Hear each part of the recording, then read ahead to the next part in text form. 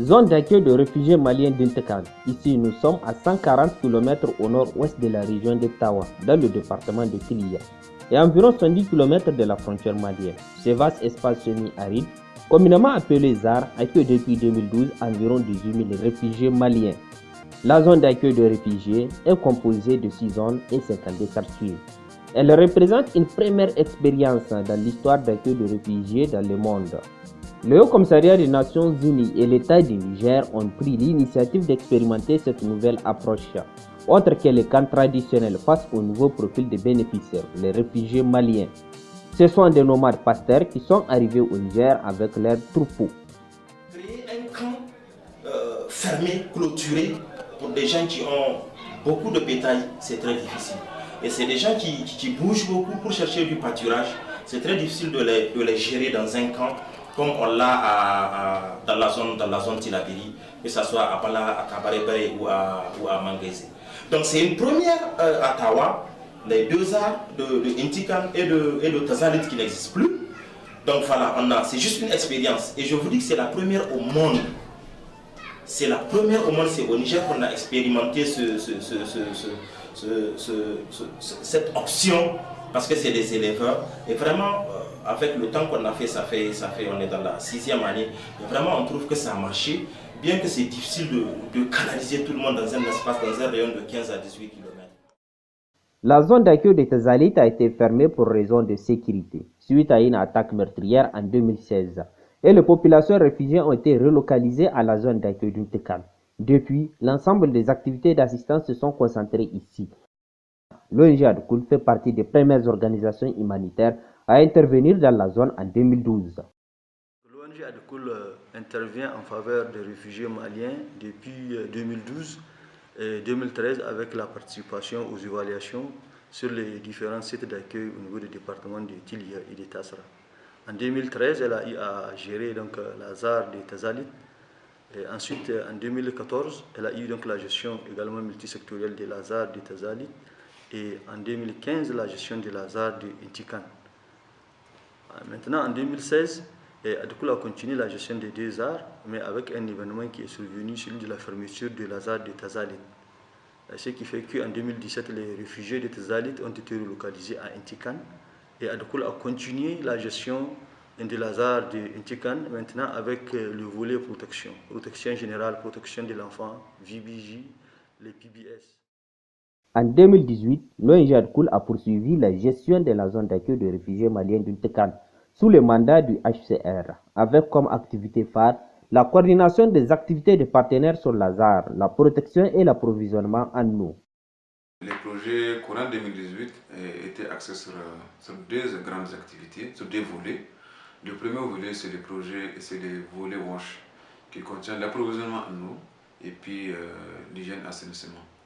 Le deuxième, c'est la protection qui contient les trois volets. La protection de l'enfance, les violences basées sur les genres et la protection des personnes à besoins spécifiques. La coordination des activités sur la zone revient au premier responsable de la ZAR, Sourik Aboutali. Son travail consiste entre autres à faciliter la mise en œuvre des activités d'assistance aux réfugiés en s'assurant de la bonne collaboration des partenaires entre eux d'une part et d'autre part entre les partenaires, les réfugiés et les populations hôtes. Chaque partenaire qui vient sur la ZAR, il rentre en contact avec nous, il nous dit son organisation et son planning, qu'est-ce qu'il doit faire avec les réfugiés en collaboration avec la CNI et les autres partenaires, surtout la CNI.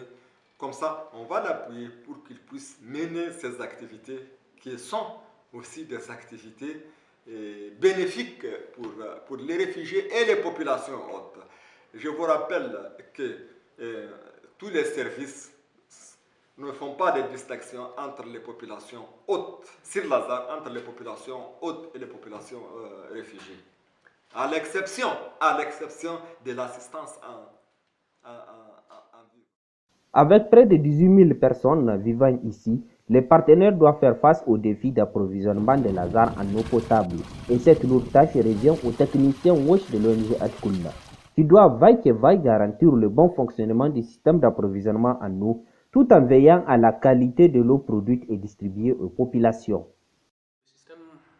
d'approvisionnement en eau potable de Lazare d'Intikan est constitué de 2 châteaux, un de 100 mètres cubes et un autre de 50 mètres cubes.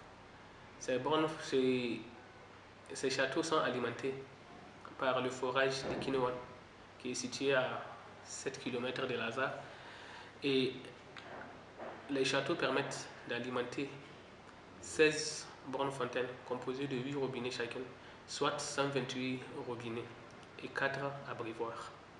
Sur Lazare, l'eau est distribuée gratuitement aux réfugiés et aux populations hautes. L'équipe WASH de l'ONG Adkoul s'occupe également de l'entretien des infrastructures WASH et de la promotion de bonnes pratiques d'hygiène et d'assainissement à travers des séances de sensibilisation communautaire au niveau des différents quartiers de Lazare et à l'école. Chaque semaine, il y a un planning dont je faisais. Généralement, je mets 2 thèmes donc, à développer. Et en dehors de ça, chaque mois, il y a une campagne. En dehors de ces 2 thèmes par semaine, chaque mois, il y a au moins une campagne de sensibilisation. Cette campagne se fait donc sur l'ensemble de Lazare, dans les 6 zones qui comportent donc Lazare d'Intikan. Abdul Rachid est enseignant à l'école primaire d'Intikan. Il accompagne les élèves membres du club Amis du WASH dans leurs activités de sensibilisation. Ils organisent régulièrement des séances de sensibilisation pendant les heures de récréation et veillent également à la propriété de l'école. Les élèves ont passé classe par classe avec nous, étaient ensemble pour faire la sensibilisation, pour montrer à nos élèves et aussi, eux aussi pour montrer à leurs camarades comment est-ce qu'ils peuvent utiliser les douches, c'est-à-dire les latrines. Après aussi, de savoir comment on peut laver les mains avant les repas et aussi après les repas. Au-delà de ces activités de gestion du système d'approvisionnement d'eau et de la promotion de bonnes pratiques d'hygiène et d'assainissement, l'ONG Adkoul exécute aussi des activités de protection. Ces activités portent essentiellement sur la prise en charge des cas de protection et la prévention des abus sur les femmes, les enfants et les personnes à besoins spécifiques à travers des sensibilisations communautaires. Notre protection consiste d'abord à la prévention. C'est à ce titre que nous menons des campagnes de sensibilisation à l'endroit de la population.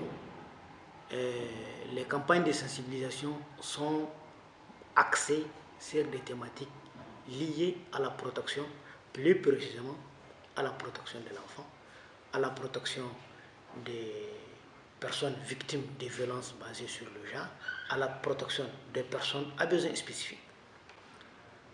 Et toujours dans le même ordre d'idées, on fait aussi du renforcement des capacités à l'endroit des comités de protection qui sont mis en place pour jouer au rôle du relais communautaire à notre absence. C'est-à-dire, ce sont des comités issus de la population réfugiée elle-même. Indou est une jeune fille identifiée par les équipes de protection au cours de leur visite de proximité sur Lazare. Ils l'ont trouvée attachée chez elle. Sa famille explique qu'elle est en situation de handicap mental. On a eu, avec l'appui des gens, des communautés, des leaders, des chefs des hommes, à convaincre sa mère. Mais il nous dit qu'elle n'a pas la force pour la tenir parce que c'est une personne, elle a la force. Elle, la mère, c'est une femme divorcée. Les pères n'est pas là, lui qui est divorcé depuis. Donc c'est elle qui a la charge de la fille. Et la fille, elle n'a pas la force de tenir. Elle est obligée de l'attacher. Parce que quand il n'est pas attaché, il circule. Maintes fois, il me semble qu'il n'est pas là, la chair pas là. Donc elle l'a sensibilisée. Elle dit que non, elle préfère les soins traditionnels comme ça. Mais au fur et à mesure, on a eu à la convaincre. On a été référé aussi les filles. Et ici, sur le pavillon de Tawa. Aujourd'hui, la fille, quand tu la voyais, je ne veux pas dire qu'elle est guérie, mais ça va. Même la mère peut quitter la maison. Et Aussi, avec les projets de l'appui au PBS, parce que la femme, l'année passée, elle ne quitte pas la maison avec la mère de l'enfant. Parce qu'elle a les filles attachées à devant elle. On l'a appuyée aussi, elle quitte, elle a fait une embouche. En tout cas, elle s'est sentie qu'il y a un changement. Aujourd'hui, tu peux la voir dans chaque rencontre, elle est là. Tu lui demandes la fille, elle n'est pas attachée, elle n'est pas guérie, mais ça va, elle est calme pour le moment. Mais avant, elle est agressive. Elle a bénéficié d'une prise en charge médicale et psychologique. Tout au long du processus, sa famille a été aussi soutenue psychologiquement. Il faut apporter un soutien psychologique à la famille. Et régulièrement, nous passons dans le ménage pour des séances de soutien psychologique. Et en même temps aussi, toujours dans la gestion des cas, elle a été référée à la santé, où elle a été référée à Tawa pour la prise en charge psychiatrique, et ce qui va vraiment nécessairement, qui a beaucoup contribué aussi pour l'évolution de son cas. Grâce à l'intervention de l'équipe protection de l'ONG Adkoul et la prise en charge médicale, Indou recouvre peu à peu sa santé. Sa tante ne cache pas sa satisfaction de voir sa nièce capable de manger d'elle-même et souvent de discuter avec les autres enfants sans les effrayer.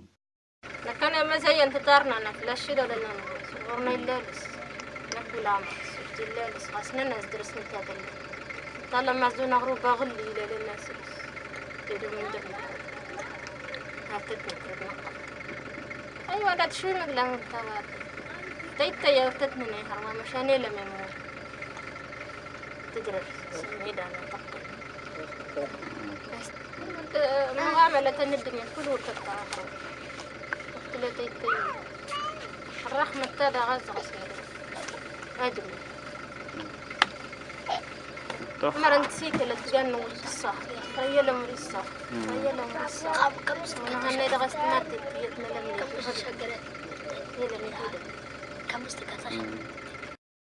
Les mariages précoces et forcés ou mariage des enfants est un autre défi auquel font face les équipes de protection de l'ONG Adkoul sur la zone d'accueil d'Intikan. Selon les tendances, le mariage des enfants est très pratiqué par les réfugiés maliens. La pratique est surtout favorisée par les spécificités sociales et culturelles de la communauté. Les jeunes filles sont arrachées de l'école pour se faire marier à un cousin ou autre ami de la famille. Fatih est responsable du volet violence basée sur les genres. Elle est chargée de la gestion de tous les cas de violence exercés sur le genre, y compris les mariages des enfants. Elle nous explique le dernier cas de mariage auquel elle avait fait face. Un cas qui était vraiment très délicat. C'est une fille qui s'est mariée, elle était en classe de CE2 plutôt. C'était pendant les vacances, elle va passer en classe de CM1. C'est une fille très brillante. Pendant les vacances, elle s'est mariée et on l'a amenée chez son mari. On a fait venir les maris, les parents, et ils ont dit que la fille va continuer ses études. C'était pendant les vacances, elle avait 13 ans. Elle va retourner à l'école. En octobre, la fille n'est pas encore revenue et elle a vu que vraiment c'est la rentrée. Son mari n'a pas l'intention de la faire venir à l'école. Elle a quitté à pied son mari à plus de 20 km d'Intika pour venir à Intika. C'est là-bas que son père a entendu qu'elle a quitté le mari et il est parti la chercher. Elle est revenue à la maison, elle a continué ses études, elle a fait le CM1. Pendant ses vacances de CM2, aussi, avant de partir au CM2, le mari voulait la prendre. Elle a dit qu'elle, vraiment, c'est des études. Comme si le mari ne veut pas qu'elle continue ses études, elle ne veut pas du mariage. Et elle a divorcé. En classe de CM2 aussi, il y a un autre qui voulait la prendre en mariage. Il l'a pris. Mais vraiment, elle a refusé de partir chez lui jusqu'à vraiment à ce que... Maintenant, elle a 16 ans, jusqu'à ce qu'elle finisse ses études, quoi. Au moins, qu'elle finisse ses études, elle veut continuer même jusqu'au CEG. C'est une fille très brillante. Avec les parents, on a discuté, les maris, tout le monde. On a convoqué une petite réunion avec la CNE, les arts managers, la protection, le directeur de l'école. On a fait une petite réunion par rapport à ça. On a décidé, et ils ont décidé que la fille reste chez ses parents jusqu'à l'âge que la fille peut-être 16 ans. Bon, comme c'est 16 ans, ils ont dit 16 ans, c'est déjà une grande fille. Et les pères vraiment à perdre que sa fille ne soit pas un peu dans la déperdition. Aïchatou est l'une de ces jeunes filles victimes de mariage précoce. Elle était âgée d'environ 11 ans à l'époque. C'était en 2013, lors de leur arrivée sur Lazare avec sa famille. Elle fréquentait l'école lorsque ses parents l'ont donnée en mariage et elle devait quitter l'école pour se consacrer à la vie conjugale. Mais elle s'y était catégoriquement opposée, malgré les intimidations de la communauté. Elle avait préféré poursuivre ses études contre vents et marées. nace mishi ni karama yarinya nake kuma ina karatu nace alkawali guda ina iya doka lokacin nan kawai dai dan dai ya bar ni alkawali ma ina doka na san cika nace mishi in ya bar ni na koma na tahi ya ce ma uwaye na shi da kanshi shi ya bari in yi karatu nace mishi la ina abun nan kashi ma sake ni shi rike armen shi in shi armen il est très intéressant concernant ça nace mishi kenan ya bar ni kawai yace ne shi na lakwal ba karuwa na kai milene nace okay to ni ma ina ni na kai. Aujourd'hui, elle est en classe de 3e. Elle prépare son brevet d'études du premier cycle BPC. Son refus a permis à plusieurs jeunes filles de fréquenter l'école. Mais la pratique du mariage des enfants reste une réalité dans la zone. Loin de leur terroir, dépendantes de l'aide humanitaire et sans activité génératrice de revenus, les conditions de vie des femmes réfugiées sont très difficiles. C'est dans l'optique de favoriser l'autonomisation de ces femmes réfugiées que l'ONG Hercule et son partenaire HCR ont créé et équipé les foyers féminins destinés à la formation des femmes sur la couture et le tricotage. Ce foyer a pour objectif pour l'intervention en ce qui concerne la protection des réfugiés, plus précisément, je vais dire un accompagnement de ces femmes réfugiées, mais aussi intervenir dans les préventions contre les violences basées sur les genres.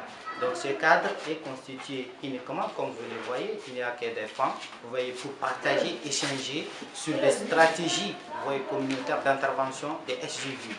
Mais également aussi, c'est un cadre où, quand vous observez, vous voyez les activités que nous menons à ce niveau-là, il y a déjà, vous voyez, une certaine valorisation, vous voyez, de certains métiers au sein de la communauté qu'on a identifié et on a décidé aussi d'accompagner les femmes dans ce sens-là.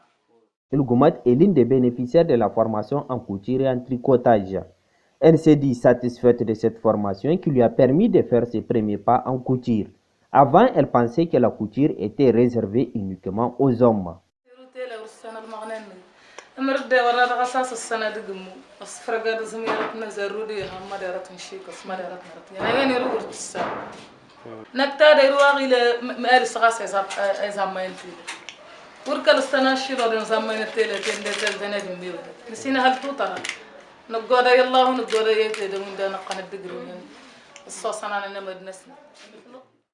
Après ces 3 premiers mois de formation, les apprenants sont toutes unanimes de l'insuffisance de la durée de la formation. Elles plaident en faveur de l'augmentation de la durée de 6 à 1 an pour qu'elles puissent bien maîtriser les techniques de la couture et du tricotage.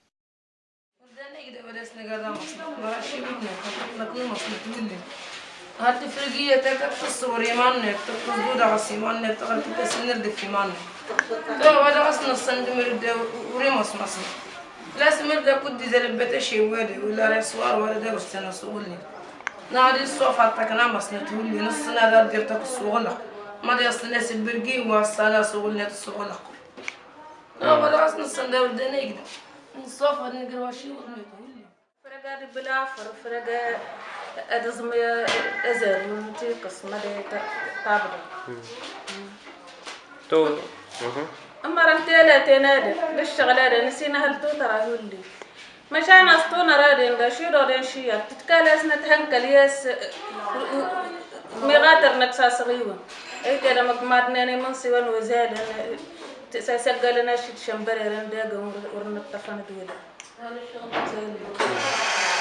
هان الشغلة ده هان الشغلة نسا وزاد zunda se wanda da snati ikasana ikkala hankali na rusna tulle wurga sultana ta shi wurna sana tazmi shi kas tazmi ezer ishi ya rusna ta sama. L'autonomisation des réfugiés est plus que nécessaire pour leur permettre de se prendre en charge et subvenir aux besoins de leurs familles. La situation sécuritaire au Mali reste encore précaire, surtout dans le nord du pays. Des familles continuent à affluer. Chaque jour, on compte de nouveaux arrivants sur Lazare. C'est pourquoi le Haut Commissariat des Nations Unies pour les réfugiés et la Commission d'éligibilité au statut des réfugiés, CNE, avec l'appui de l'ONG ADCOOL, organisent régulièrement des séances d'enregistrement. En 2018, l'ONG ADCOOL s'est aussi occupée de la construction et de la réhabilitation des infrastructures sur Lazare, dans le cadre du projet Abri Infrastructure.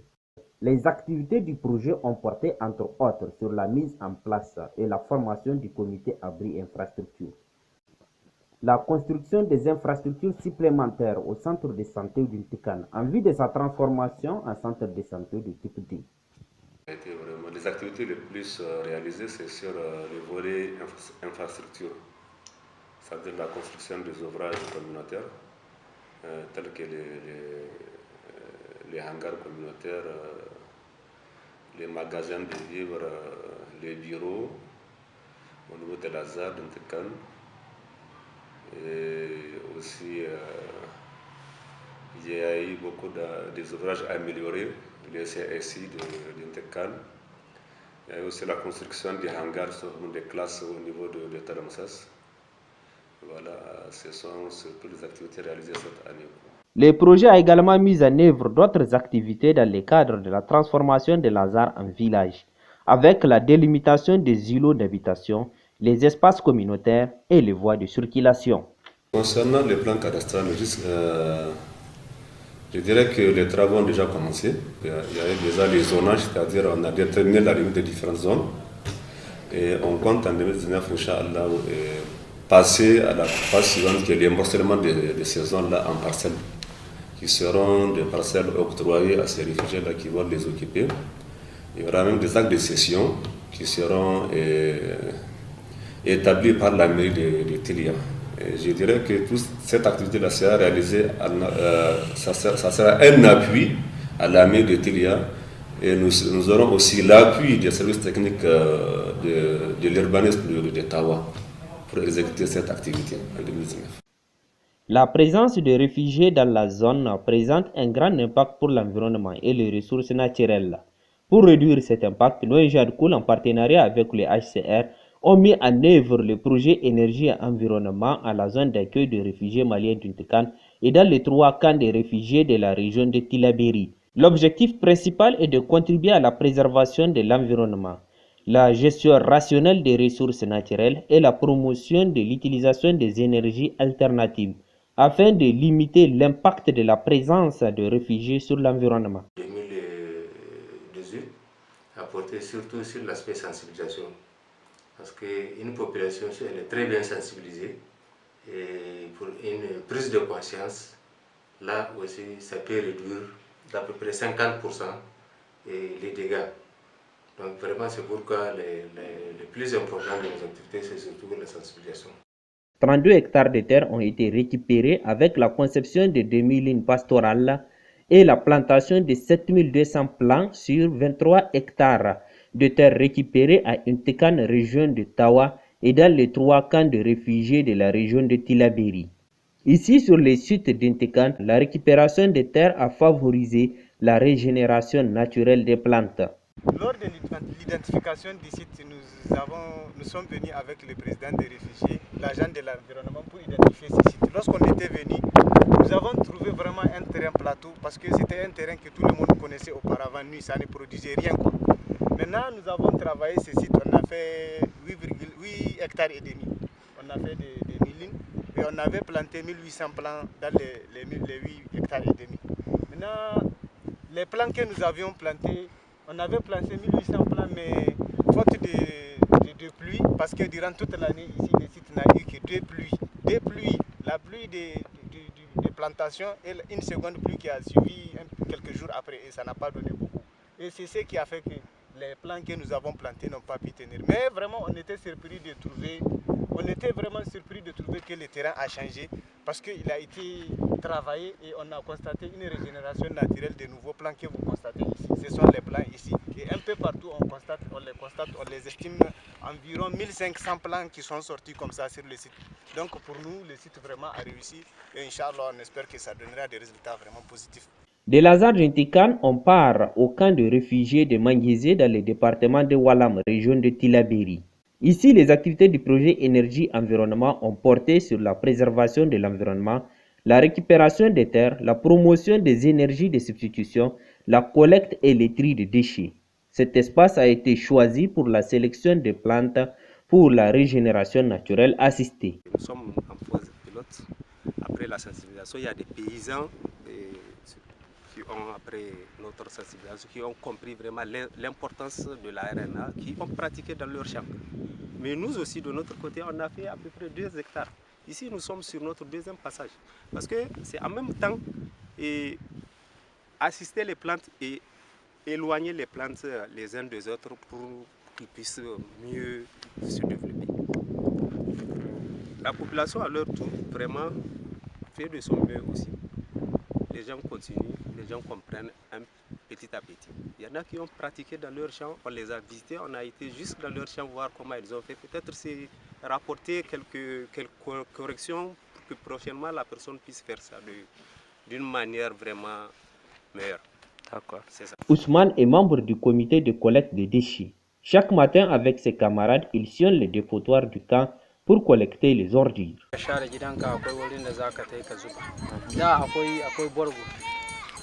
Akwai poubelle wanda muka zuba ciki da yawa duka mutane sun yake su wasu ma sun bata su